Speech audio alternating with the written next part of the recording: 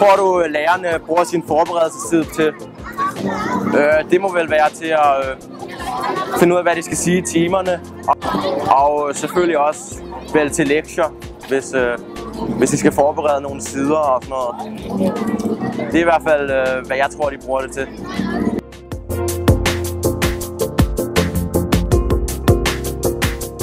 Jeg hedder Delena Johannes, og jeg går på Korsager skole og er 16 år gammel og går i 9. klasse.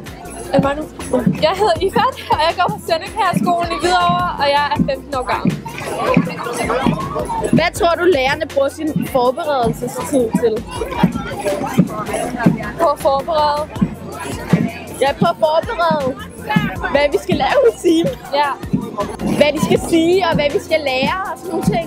Og de laver opgaver til os, som vi skal lave i skolen.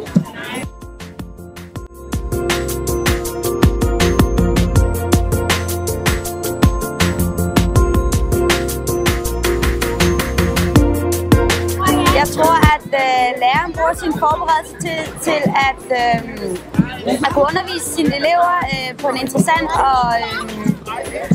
og inspirerende måde, som motiverer dem til at selv lære, men også motiverer dem til at være aktive i timerne.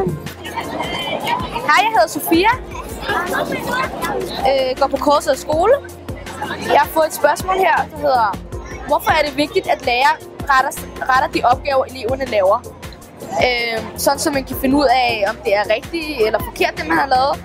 Og så eleverne kan få nogle respons eller et eller andet for det, de har lavet, om de kan gøre noget bedre eller noget dårligere. Ja, og så synes jeg generelt, altså, det lærerne er blevet uddannet til, selvfølgelig skal de rette.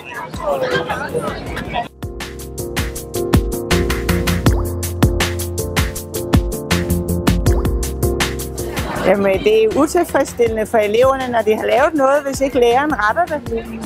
Og læreren skal jo også vide, hvad eleverne laver. Så derfor er de jo nødt til at rette det.